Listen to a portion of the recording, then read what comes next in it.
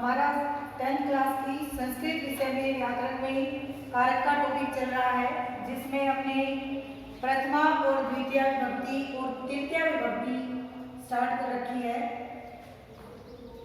तृतीय विभक्ति में हमने जो हमारी पहले वाली वीडियो थी उसमें एनाग विकार है, इतम भूत लक्षणे, प्रकृति उपसंख्यानम, इन सूत्रों को पढ़ा था। ठीक है, और आज का हमारा जो सूत्र है पहला वो है अपवर्गे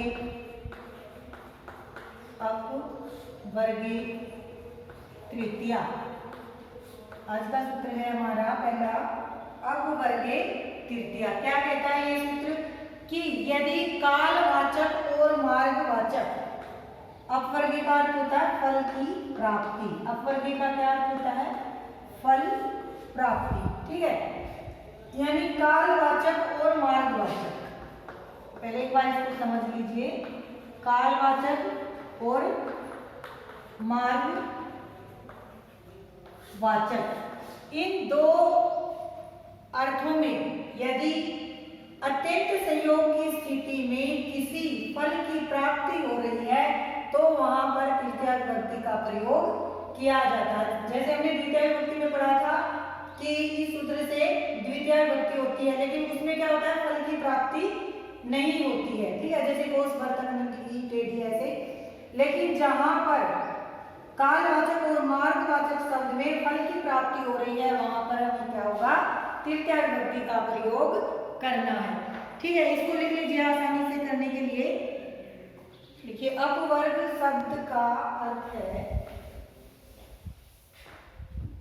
यहाँ पे लिख लीजिए, अपवर्ग शब्द का अर्थ है फल प्राप्ति। अपवर्ग शब्द का अर्थ है फल प्राप्ति, अर्थात यदि कालवाचक और मार्गवाचक शब्दों में, अर्थात यदि किसी वाक्य में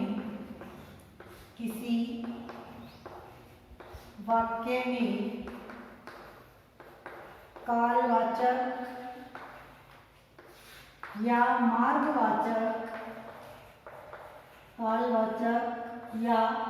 मार्गवाचक शब्दों में अत्यंत संयोग की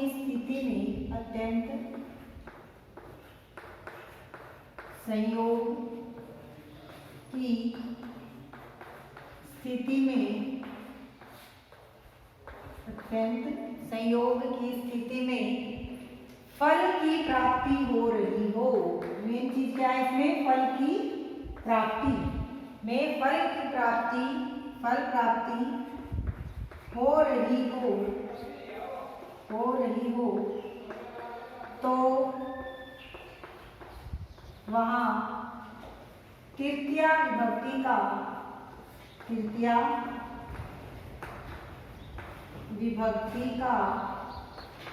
प्रयोग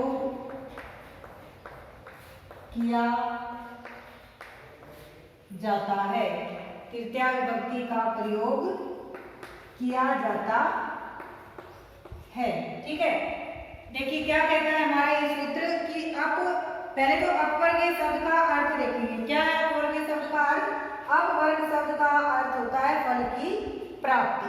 फिर आगे इसको थोड़ा सा खोल के लिखेंगे, अर्थात यदि किसी वाक्य में कालवाचक मार्गवाचक शब्दों में अत्यंत संयोग की स्थिति में फल प्राप्ति हो रही हो तो वहां तृतीय विभक्ति का प्रयोग किया जाता है। तो वहां पर तृतीय विभक्ति का प्रयोग किया जाता है। इनको उदाहरण के माध्यम से समझते हैं। जैसे वह 12 दिनों में निरोग हो गया। वह, पहला हमारा उदाहरण है, वह 12 दिनों में निरोग हो गया है, निरोगी हो गया। वह 12 दिनों में निरोगी या निरोग हो गया। निरोग हो गया। देखिए यहाँ पे इस वाक्य में कालवाचक है, क्या है कि 12 दिनों में, यानी 12 दिन की बात, समय की बात, काल की बात यहाँ पर की गई है। और उन 12 दिनों में क्या हो रहा है, उसे कुछ मिल रहा है, मिल रहा है बिल्कुल, क्या कि वो निरोगी हो गया, उसको कोई बीमारी नहीं है। 12 दिनों में मतलब है ठीक हो गया, तो वो निरोगी हुआ है, उसका क्या है, उसको फल प्राप्ति हुई है। तो क्या लिखेंगे, स द्वादशभी दिनैः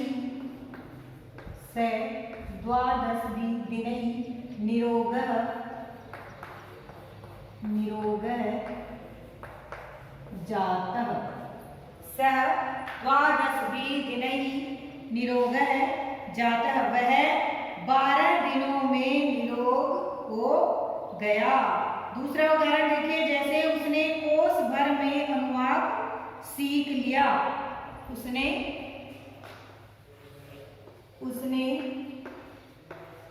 कोस भर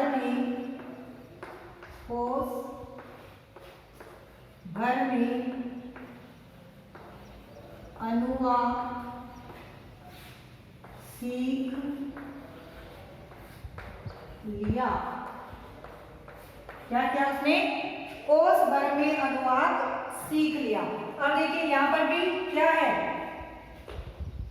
मार्गवाचक है, यानी रास्ते के बारे में बता रहा है कि एक कोस की दूरी उसने तय की और उतनी दूरी में उसने क्या किया, अनुवाद सीख लिया, यानी एक पाठ अनुवाद करना सीख लिया। तो यहाँ पर भी उसे क्या हो रही है, फल की प्राप्ति हो रही है। तो क्या हो जाएगा, स, उसने यानी स, क्रोस तृतीया विभक्ति करेंगे तो हो जाएगा क्रोशेन।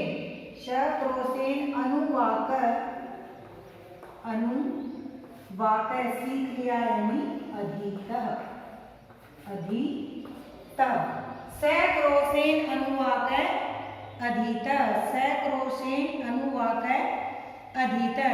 इस प्रकार से जिस भी वाक्य में हमें कालवाचक या मार्गवाचक शब्दों में अत्यंत संयोग से किसी फल की प्राप्ति हो रही है, तो वहां पर उस कालवाचक मार्गवाचक शब्द में तृतीया विभक्ति करेंगे। ठीक है, जैसे यहाँ पे की द्वादशभी दिन तृतीया विभक्ति, ठीक है, और यहाँ पे क्रोशेन तृतीया विभक्ति। ठीक है, ये शायद अपर के तृतीया आपको समझ में आ गया होगा। यानी कालवाचक और मार्गवाचक में जहां पर फल की प्राप्ति हो रही है तो वहां पे क्या हो जाएगा, तृतीया विभक्ति, और जहां पे फल की प्राप्ति नहीं होगी तो उसमें क्या हो जाएगा, कर्मणि तृतीया सूत्र से द्वितीया विभक्ति। ठीक है, चलिए ये आपको शायद समझ में आ गया होगा, इसको उतार लें अपनी नोटबुक में। अब हम अपना अगला सूत्र देखते हैं, क्या है, पृथक विना नाना भी तृतीया अन्यत्रस्याम्। पृथक विना नाना भी अन्यत्रस्याम्। सूत्र सुनने में लिखने में बड़ा होगा, लेकिन जब आप उसको अलग अलग करके समझेंगे तो वो एकदम आपके लिए आसान हो जाएगा। ठीक है, चलिए लिखते हैं। हमारा दूसरा सूत्र है आज का, पृथक विना नाना भी अन्यत्रस्याम्।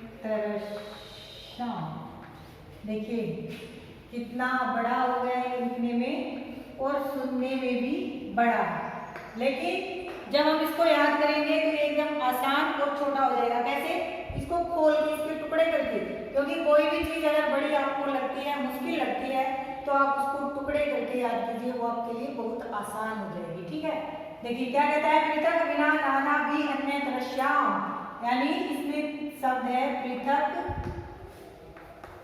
बिना नाना, ये तीन शब्द है और तीनों का अर्थ क्या है, के बिना। तीनों शब्द का अर्थ एक ही है, क्या, के बिना।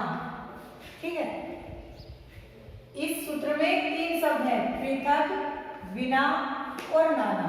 और तीनों ही शब्दों का एक ही अर्थ है, वो क्या है? के बिना, यानी पृथक के बिना, बिना के बिना, और नाना का भी अर्थ वही है, के बिना।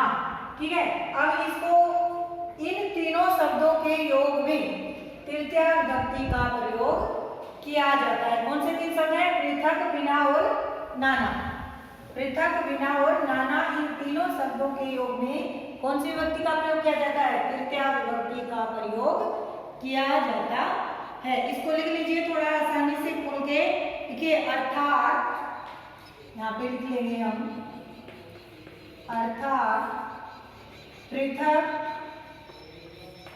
बिना, नाना। तीनों शब्द आ गए जो हमने बात की थी, पृथक, बिना, नाना, शब्दों के योग में, पृथक, बिना, नाना, शब्दों के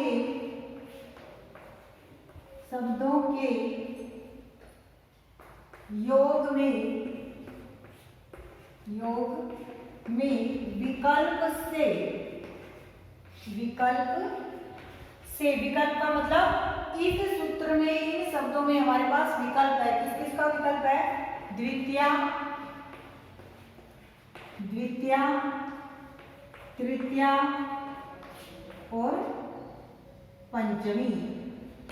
द्वितीया, तृतीया और पंचमी विभक्ति हो जाती है। द्वितीया, तृतीया और पंचमी विभक्ति हो जाती है।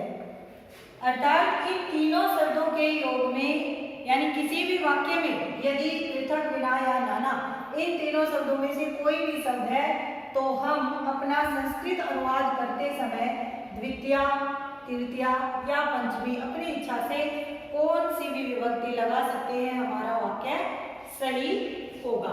ठीक है, इसको उदाहरण के माध्यम से देखते हैं। जैसे, जल के बिना जीवन संभव नहीं है। पहला हमारा उदाहरण क्या है? जल के बिना जीवन संभव नहीं है। जल के बिना जीवन संभव नहीं है। अनुवाद क्या होगा? जलम बिना जीवनम संभवम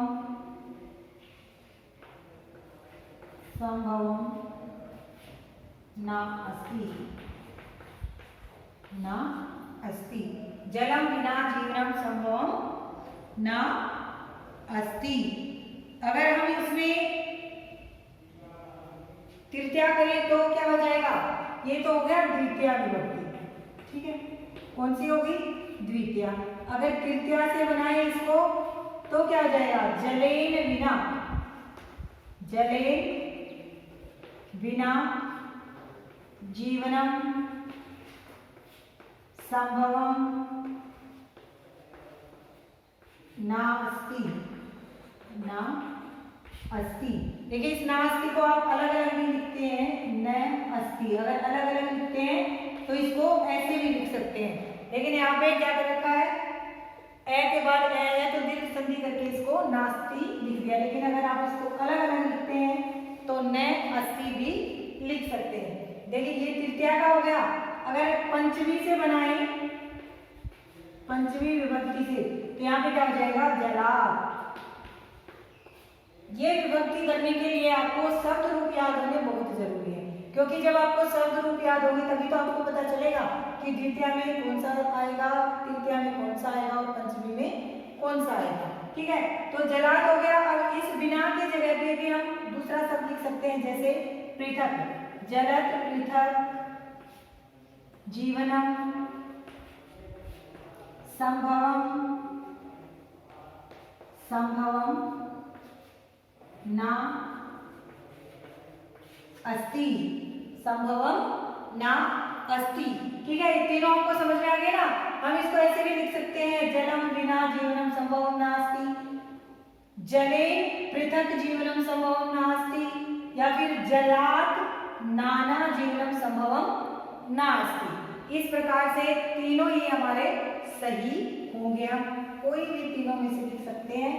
ठीक है, चलिए दूसरा उदाहरण देखते हैं। जैसे ज्ञान के बिना मुक्ति नहीं है। दूसरा उदाहरण हमारा क्या है? ज्ञान के बिना मुक्ति नहीं है। दूसरा उदाहरण देखिए, ज्ञान के बिना मुक्ति, ज्ञान के बिना मुक्ति नहीं है। अब देखिए, हम इस उदाहरण में तीनों शब्द एक साथ लिखते हैं समझने के लिए। ठीक है, समझने के लिए क्या करेंगे?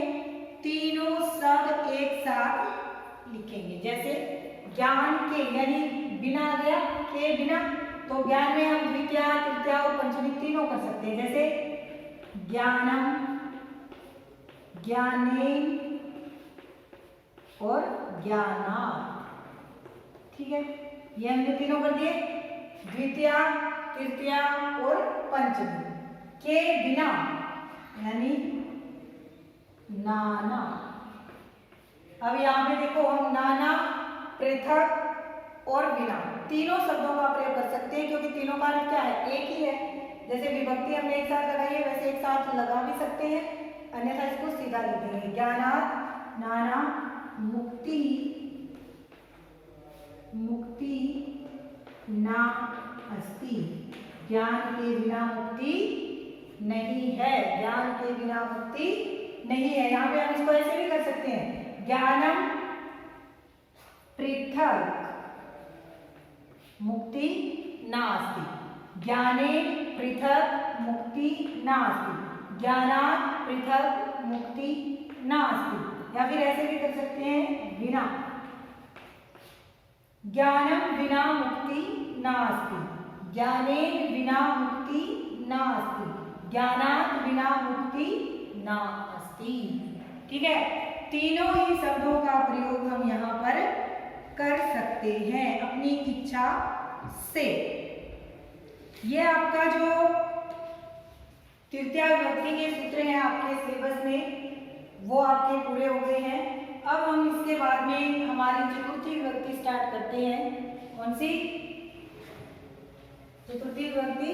कौन सा कारक होगा? संप्रदान कारक और चतुर्थी विभक्ति, यानी संप्रदान कारक में कौन सी विभक्ति करेंगे?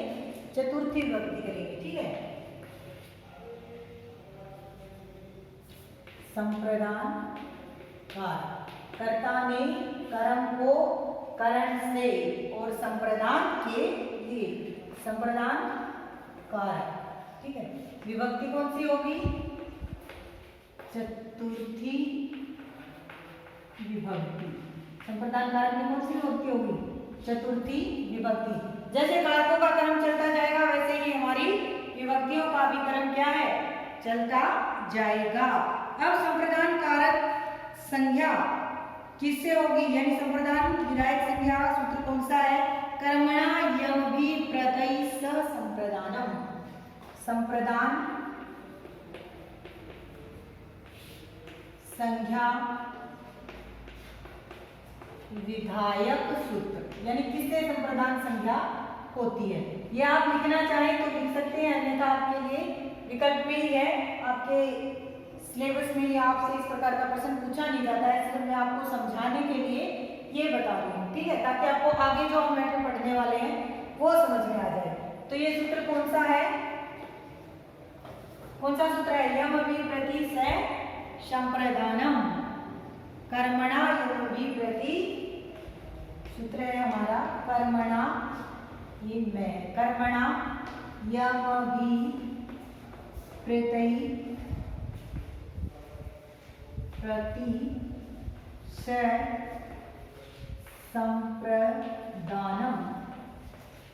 कर्मणा यमभि प्रति स संप्रदानम, यानी संप्रदान कारक होता है किसे? कर्मणा यमभि प्रत्यय स संप्रदानम। देखिए, इस सूत्र को अगर आप अलग अलग लिखना चाहें तो इस प्रकार से भी लिख सकते हैं। यमभि प्रत्ययी सह संप्रदानम, यानी इस सूत्र से हमारी क्या हुई, संप्रदान संज्ञा हो गई है। ठीक है, अब संप्रदान संज्ञा होने के बाद चतुर्थी संप्रदाने, अगला हमारा सूत्र क्या है इसका, दूसरा सूत्र संप्रदान कारक का कर्मणा संप्रदाने चतुर्थी, संप्रदाने चतुर्थी। ठीक है, संप्रदाने चतुर्थी, ये सूत्र क्या करेगा कि जिस शब्द की संप्रदान संज्ञा हो गई है इस सूत्र से, उस शब्द की संप्रदान चतुर्थी चतुर्थी विभक्ति का प्रयोग होगा। यानी क्या कहता है कि जिस शब्द की संप्रदान संज्ञा हो गई है उस शब्द की ये सूत्र चतुर्थी विभक्ति का प्रयोग करने की इजाजत देता है। ठीक है, ये दोनों सूत्र थे आपको समझाने के लिए। आगे आपके जो सिलेबस में आता है, जैसे अगर आप इसको लिखना चाहें तो लिख भी सकते हैं, संप्रदान चतुर्थी लिख लीजिए, जैसे अर्थात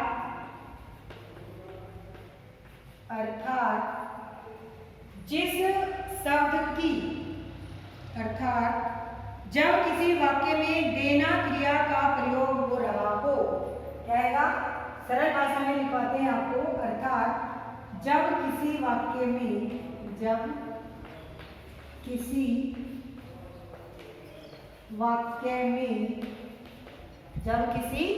वाक्य में देना क्रिया, दा धातु संस्कृत में और हिंदी में है देना क्रिया, संस्कृत में क्या बोलते हैं इसको, दा धातु, और हिंदी में बोलते हैं देना क्रिया का प्रयोग हो रहा हो, देना क्रिया का प्रयोग हो रहा हो, वहां देना क्रिया का प्रयोग हो रहा हो, वहां चतुर्थी विभक्ति का प्रयोग किया जाता है, वहां चतुर्थी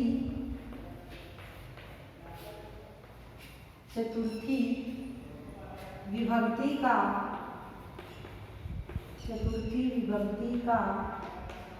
प्रयोग होता है या हो जाता है। अर्थात जब किसी वाक्य में देना क्रिया का प्रयोग हो रहा हो तो वहां पे चतुर्थी विभक्ति का प्रयोग होता है। अर्थात सामान्य भाषा में अगर हम कहें तो जहां पर दान की भावना होती है, यानी जिस वाक्य में दान की भावना होती है, यानी हम अपनी कोई चीज किसी को देते हैं, किसके वापस लेने के लिए नहीं, उसको हमेशा के लिए देते हैं, ऐसी भावना के पीछे वाली देना क्रिया में चतुर्थी विभक्ति का प्रयोग किया जाता है, चतुर्थी विभक्ति का प्रयोग किया जाता है। ये सूत्र आप लिख लेना, आपको याद करने में समझने में आसानी रहेगी। इसको चाहे आप छोड़ देना, केवल मैंने आपको बेटर समझाने के लिए बताया है, लेकिन ये वाला जो है अगर आप लिखेंगे तो आपको फायदेमंद होगा, समझने में आसानी होगी, याद करने में सरल होगा।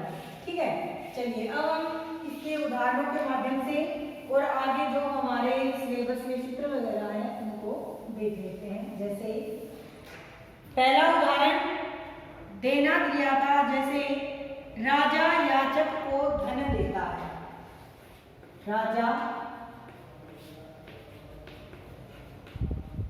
याचक को धन देता है, राजा याचक को धन देता है। याचक कौन होता है, मांगने वाला, यानी जब राजा एक मांगने वाले को धन देता है तो उससे वापस लेने के लिए थोड़ी ना दे रहा है, नहीं दे रहा ना, यानी दान की भावना से वो उस याचक को, मांगने वाले को धन दे रहा है।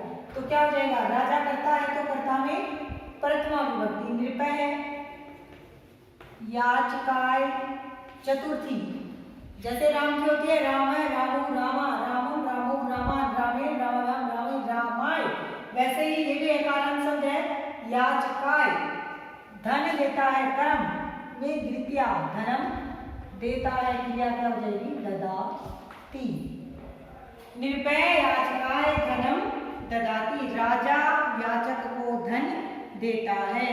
दूसरा जैसे सेठ ब्राह्मण को गाय देता है। दूसरा उदाहरण है हमारा, सेठ ब्राह्मण